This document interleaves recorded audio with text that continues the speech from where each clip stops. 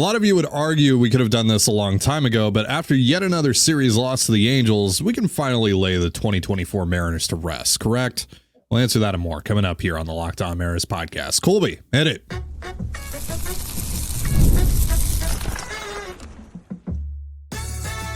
You are Locked On Mariners, your daily Seattle Mariners podcast, part of the Locked On Podcast Network, your team every day. Ahoy, sailors. It is Monday, September 2nd, 2024. This is TonaI Gonzalez and Colby Patnode for the Locked On Mariners podcast, part of the Locked On Podcast Network, your team every day. On today's show, we're going to be opening up the mailbag like we do here every Monday. But before we get into your questions, shout out to our title sponsor today, FanDuel. Now through September 22nd, all FanDuel customers can bet $5 and get a 3-week free trial of NFL Sunday Ticket from YouTube and YouTube TV. Visit FanDuel.com to get started. And if you want to hear from me and Colby even more and help support the show, check out our Patreon. The link is in the description, and you can sign up for a free 7-day trial. Chum the Hammerhead is going to kick us off here on Mailbag Monday. They want to know simply, is there any possible chance we make the playoffs? Mathematically? Yeah. Realistically? I mean, you've watched this baseball team, right? Colby, do you have a more positive outlook on this thing following this weekend than I do? I mean, no, not really. You didn't get any help from the Royals. They got mopped, which may have opened the door for you to pick up, and be a serious contender for that last wild card spot. But unfortunately, you lost 2 of 3. So that pretty much, the Royals getting swept in 4 just ended up not meaning that much to you in your backdoor attempt at making the playoffs. So, yeah, could you do it? Sure. Is it possible? Yeah, it's possible. Is it pragmatic? No. Is it likely? No. You just put yourself in a position where basically the only way you're going to get into the playoffs right now, you have to do something like, I think it was the 2021 Cardinals, maybe the 2022 Cardinals, where they just late September, they just won like 18 games in a row, and they were hovering around 500, just kind of like you were. And then they just rattled off 18 wins in a row. They ended up winning, I think it was 19 of their last 22 that year, and then they got into the playoffs that way. So, like, in theory, if you do that, yeah, you're probably going to make the playoffs in some position or another. But, why on earth would anybody assume that this Mariners team can do that? You're 140 games in, give or take, right now, and you are what you are at this stage. You're a 500 baseball team. You're capable of playing, 2 or 3 really good games in a row. Sure. But are you also just as likely to play 3 or 4 really bad games in a row? Yeah, you are. So, it's disappointing. Sure. But there is still the possibility you get in, but right now it's just, I mean, you've reached the stage where you need like a miracle, essentially. You need one of those insane, like 95 style runs. Or like I said, the Cardinals a few years ago, where you just get insanely hot at the right time, and it doesn't like. And even then, you're still going to need help, especially in the wild card, because you have, not only do you have to catch up to the Royals or the Twins, you also have to leapfrog a couple of teams that have the tiebreaker on you, and the Red Sox and the Tigers. So. Yeah, it's just the path is just so murky at this point, because you're either hoping that you're going to get hot and the Astros are going to collapse simultaneously, and there is no reason to think that either of those things are happening anytime soon, or you're going to have to leapfrog 3 teams to sneak into the wild card, which is also going to require a ton of outside help. And also you probably having to win 16 games this month, if not more. So, yeah, I mean, you probably, I don't even know how many games they have this month. I think it's 23 or 24. Yeah, you're probably going to have to win 18 to even have a shot. So, yeah, it's pretty much over. But again, the Cardinals of a few years ago were in a very similar spot. They were a 500 mediocre baseball team, and then they won, I think it was 18 in a row and 19 of their last 22, and they got in. So could you do something like that? I mean, in theory, sure. Is it likely? No. Yeah, I'd love to be more positive about this and give you a more optimistic outlook, but I also don't want to lie to you guys about this. I don't see it. Would love to be proven wrong, but I don't see it. Peter wants to know, how low does the next month have to get for Jerry to be let go to? I don't think there's anything that happens this month that determines that. I think if they're going to decide to move on, that decision is going to be made on, what we've seen over the last 5 months. Right, the utter failure of this offense, the utter failure of blowing a 10-game lead in your division, and seeing how everything else has played out since that happened. I still think that they're going to get one more crack at it. I think that Jerry, Justin Hollander, everyone in that front office, they're going to get at least one more year at this. There's obviously a well justified conversation to have about whether or not that should happen, but I think that's what's going to happen at the end of the day. Yeah. It feels to me like they've already made their decision. And if they were going to fire him and all that, they would have gotten a jump start on that. They would have done it when they fired Service. And then, when was Jack Z fired? Was that in August? Because they had Jerry in place by September, right? Yeah, it was like mid-August. So I would think they would have already done that. Jerry obviously has the 1 year option or whatever on his deal. So my assumption would be is that they've already told him, we're going to activate that. You're going to get one more crack at this, because if they weren't going to do that, they probably would have let him go now. And maybe it's a chance to see Hollander in that role. I don't know what exactly you're going to learn from, Hollander in August and September, to make you think that he's, already the guy. But, also, again, the fact that Dan Wilson was just named the manager and not the interim manager, to me would seem to indicate that they kind of already know what they want their leadership structure on the baseball side of things to look like. So my guess is that they're back. Yeah. And I'm not the first person to bring this up, but like, if you do bring in a new general manager, president of baseball operations, whatever, you already have Dan Wilson in place. So either they just have to eat that, right? Or if they do want to bring their own guy in, you're really going to make your new GM / president of baseball operations, etc. You're going to make their first task having to let go of a franchise legend, Dan Wilson.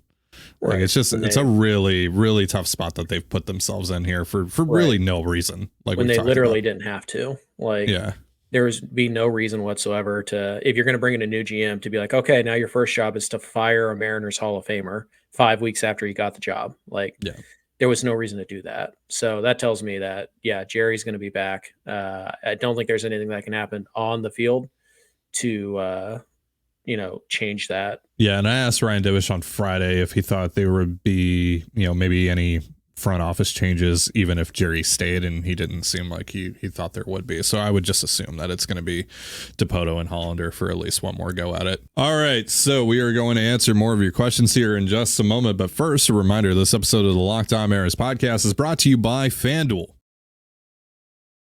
You've heard me talk a lot about FanDuel, which, of course, is America's #1 sportsbook. Well, I have something a little different for you today. Now through September 22nd, all FanDuel customers can bet $5 and get a 3-week free trial of NFL Sunday Ticket from YouTube and YouTube TV. Then with a YouTube TV base plan, you'll be able to watch every regular season Sunday afternoon out-of-market game. All you need is a Google account and a current form of payment, and you can cancel anytime. Just visit FanDuel.com/lockedon, that's LOCKEDON, to download America's #1 sportsbook. And you're listening to the Locked On Mariners podcast. You can catch all the action between the Mariners and the A's tonight on the Mariners hometown broadcast with SiriusXM via the SXM app. All you have to do to find that is search the word Mariners. Thank you guys for joining us here on Labor Day. Happy Labor Day. And I'm sure you guys are wondering, Ty, Colby, why are you guys working on Labor Day? That kind of defeats the purpose, right? Well, we're taking tomorrow off. So Colby's out of town. He's going to be traveling back. I'm going to be out tomorrow. So we're taking tomorrow off. We'll be back on Wednesday. We've moved around our CTZ schedule as well. If you haven't seen our announcement on the Patreon and you're subscribed to the Patreon, we're doing what we typically call CTZ Mondays on Wednesday, and then we're moving our numbered CTZ episode, which is CTZ 217 this week, to Friday. So you guys will get those shows then. All right, let's get back into your questions here on Mailbag Monday. Kyle wants to know, how safe is JP Crawford this winter? An average at best defensive shortstop with an average bat. Seems like someone Dipoto would want to shed salary on. Colby, I know you have a lot of thoughts on JP Crawford's future, so floor is yours. Yeah, I'm just done. It's been a disastrous year. It's an average at best glove. It's an average at best bat. And, he's making 11, 12 million bucks the next couple of years. Yeah. I mean, it's not a salary that Jerry has to get rid of. But it is a couple of factors here. One, I think you could actually get something pretty decent for him on the trade market. Two, you might have the answer already on your roster or already in your organization. It's possible Cole Young could be the everyday shortstop as early as, opening day next year. He's at least as good defensively as JP is. And, is he going to be at least like a 90 to 100 WRC plus bat? Maybe. You don't want to bank on that from a rookie, but it's certainly possible. I would say it's more likely than not that Cole Young could be that next year. But yeah, it's a tough fit. The real issue with JP moving on from him right now, it's just that you're probably already going to need a new first baseman. You're probably already going to need a new third baseman. And you might need a new second baseman depending on what you want to do with Polanco. So it's like, do you want to build an entirely new infield in one offseason? Can you even do that without relying on, unproven rookies? I mean, no, probably not. No, at least one of those spots is getting filled by, a Ryan Bliss or a Cole Young or someone like that. God forbid a Tyler Locklear. So it's just one of those things where you're like, would it be better if we moved on from JP? Maybe, but it's always possible that JP, looks at this season as another wake up call. He gets going this winter. He puts in the work he did a couple of years ago to get himself back. And JP doesn't have to be a 138 WRC plus guy. If he's a 110 WRC plus guy, he's still a valuable piece. And, it doesn't exclude you from going out and getting a shortstop and finally moving JP to second, but you also look at just what's out there free agent wise. Not a lot of infielders. Yeah, but this year it's kind of a different conversation than the one we've had, especially, last winter, where like JP doesn't have that kind of pull where he can be like, no, I'm not moving off a shortstop. Right. If you find someone, like if you went out and you signed, if you went out and signed Willy Adames, for example, which I don't think that's going to happen, but if they sign Willy Adames and they want to start him at shortstop, they're just going to start him at shortstop. There's not even a conversation really to have there with JP. It's just, you're moving to second. End of discussion. Really. Yeah. JP hasn't had the year to have that kind of clout. And again, he's getting towards the end of his contract. He's 2 years after this year. So, if it's a problem for JP or whatever, you can pull the ripcord on that deal pretty quickly and move it. JP just running out of leverage. If he had produced a season like he did last year, I mean, A, the Mariners are probably still in a playoff hunt, a realistic one. But B, also, we're not even talking about JP coming back next year at $11 million. Of course he's worth $11 million. And he probably still is. Like, I'm not saying the guy's overpaid or anything like that, because again, an average defensive shortstop who's kind of a fringe average bat for $11 million, that's totally fine. Like that's more than fine. I mean, Willy Adames is probably going to get $150 million this year, this offseason. So, we'll see. I'm certainly open to it. I think they could actually get something valuable for JP, maybe a couple things valuable for JP, because again, he's an up the middle average bat. That's hard to find. But also, again, is it likely? I would say no, just because you're already having to remake half of your infield, maybe even 3/4 of it. It's just a lot to ask. It's, you're adding more things to the shopping list instead of taking things off of the shopping list. And that's a really tough ask. Campbell wants to know, how crazy of an idea is it to call up Cole Young and move Jorge Polanco to third for the rest of the season? I think at this point, what do you have to lose calling up Cole Young? Like, you only got, what did we say, 23 games left, 24 games left? Why not just see what it looks like? He's been hot down in AA. He just got named Texas League Player of the Week. And And again, he's someone that might factor into the opening day roster in some fashion. So let's just see what it looks like right now. Give him a cup of coffee at the big league level. Again, you're not really in a playoff race anymore. So how do you feel?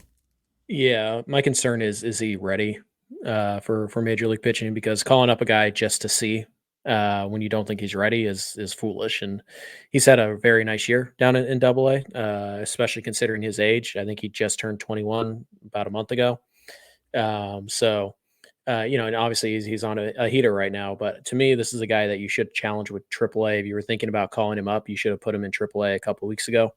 So yeah, there's not a ton of downside to it, but also I wonder if there's much upside to it. I don't know how much information you're going to gain that's going to be useful next year, particularly if you just think that, there's a chance that he's just not ready. So, it'll be interesting to see what they want to do with that. It's possible. I mean, you don't have to make your September call-ups on September 1. You can still send guys up and down. I saw a lot of people disappointed by the Mariners September call-ups. Like, those were final. Like, no, you could send guys down and call other dudes up. It certainly would be something fun to watch for the last couple of weeks of the season. But again, you have to do what's right for the player. And if your assessment is that Cole Young just isn't quite ready for big league pitching, like even if you think he's close, but he's not quite there, why risk it? Like what are you gaining? I mean, like how much is 20-ish games going to hurt really in the grand scheme of things?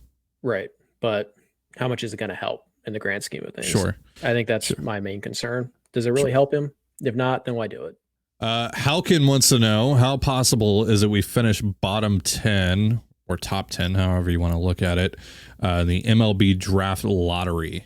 There's a decent chance they end up in the top 10 just by record wise. But Joe Doyle says that they have, as of yesterday, an 8.2% chance of landing a top 6 pick, which is pretty decent. Obviously it's not the odds you want, but whatever.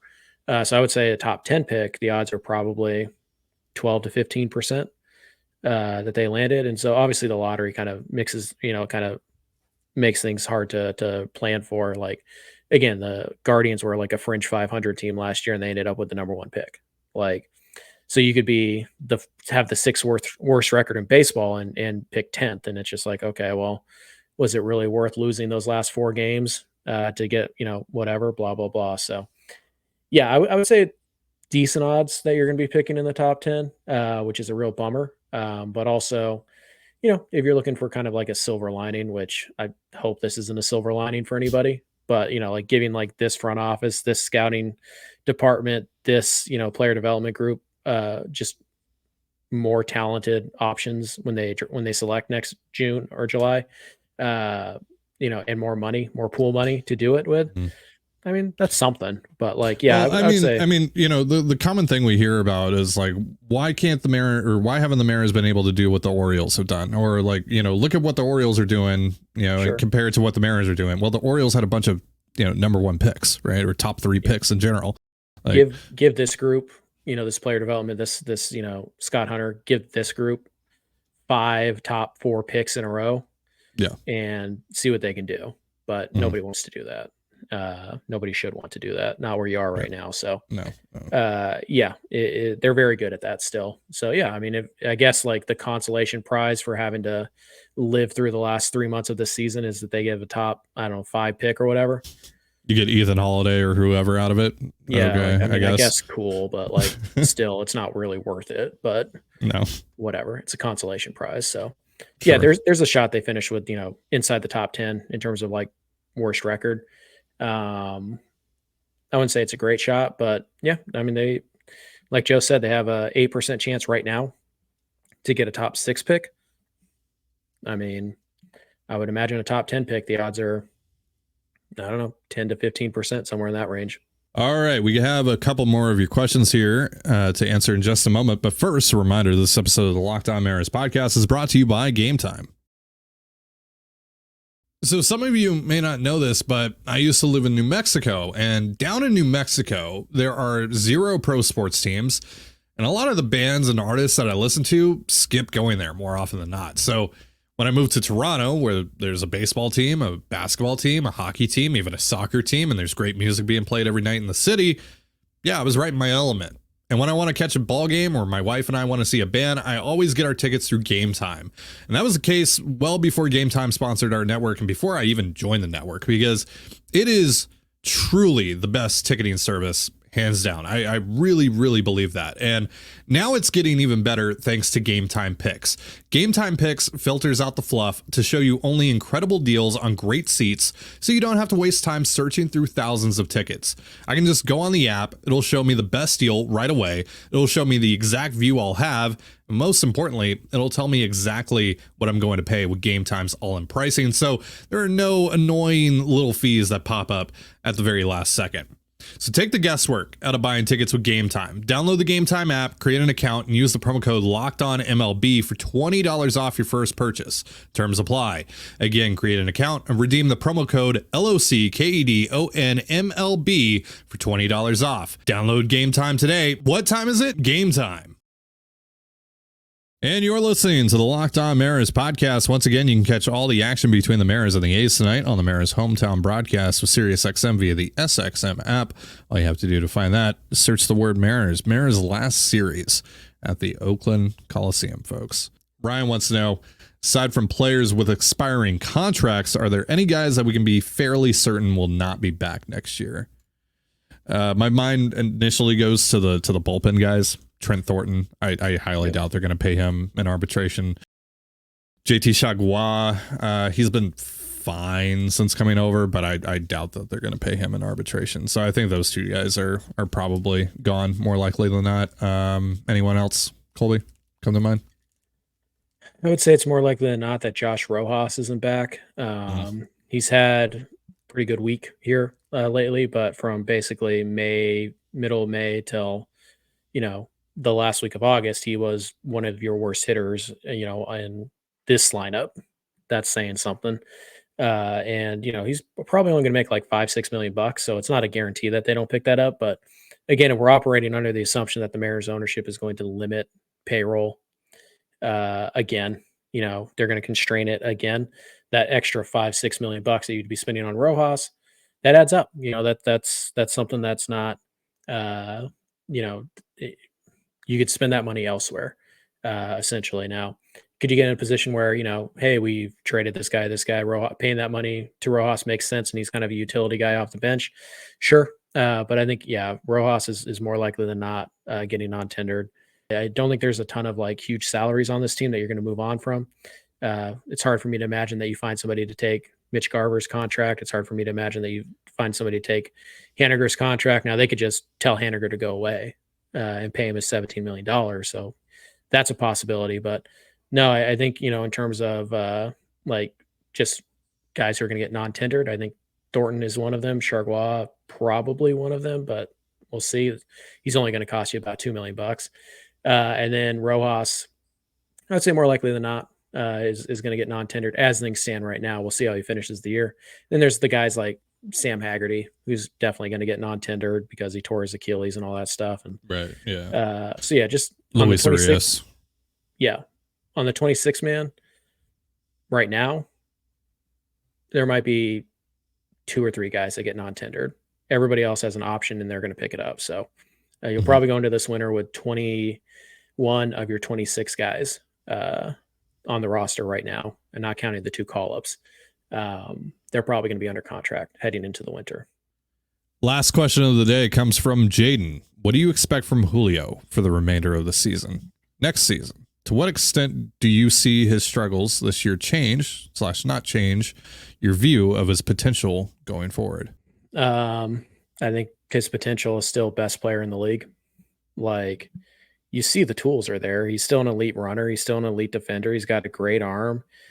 We know he has power. It's not an issue of can he hit home runs. It's, can he get to the power? Can he make the swing changes necessary to elevate it? And before this year, that really wasn't the issue. The issue was never like, oh, is Julio going to get to 30 home runs? It was like, can Julio get to 40 this year? Can he get to 50? Like, we know the raw power is there.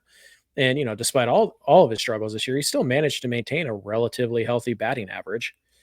So, if the hit tool is your question, like, he's going to hit 250. He's been bad this year, and he's still been, pretty much hovering around 250 to 260 all year. So, like, yeah, I feel like a healthy Julio, the floor is like a 3-win player.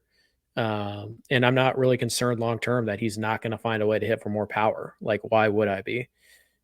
So no, I still think he's a superstar. I think this is a unfortunate timing for, a real significant step back season. But yeah, I think overall, like, the guy is still, for the last 2 years before this one, he's 5.5 win player, 6-win player. Yeah. At 21 and 22, like, okay, so he had a bad age 23 season, dealt with a pretty significant injury, made some swing changes that just didn't really work. And so, yeah, I mean, obviously he's got to put in the work. He's got to find a way to get to the pull side more, which he's done over the last week or so. So yeah, we'll see if he puts in the work and he makes the changes he needs to. But if he does, I have no reason to suspect that Julio Rodriguez is anything short of a star player for the next, decade. Yeah. Just like I he had agree. been the previous 2 years. It feels like he's been around forever, but he is just finishing up year 3 and he is 23 years old. So Yeah.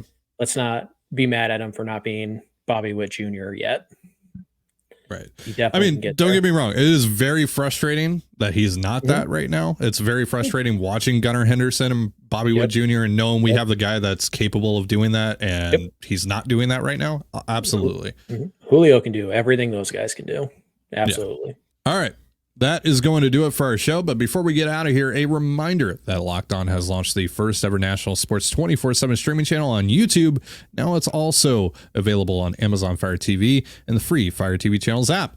Locked On Sports Today is here for you 24/7, covering the top sports stories of the day with the local experts of Locked On, plus our national shows covering every league. Find Locked On Sports Today now available on the free Fire TV channels app. Thank you so much for joining us here on the Locked On Mariners podcast. For Colby Patnode, I'm Ty Gonzalez. Be sure to give us a follow on Twitter at LO_Mariners. You can follow me at Ty Gonzalez and Colby at CPAT11. That's CPAT11. You can also find all that stuff in the description of this episode. Now head on over to Locked On Seahawks to get all the latest on the Hawks before the season kicks off this Sunday with Corbin Smith and the gang, and tell them Ty and Colby sent you.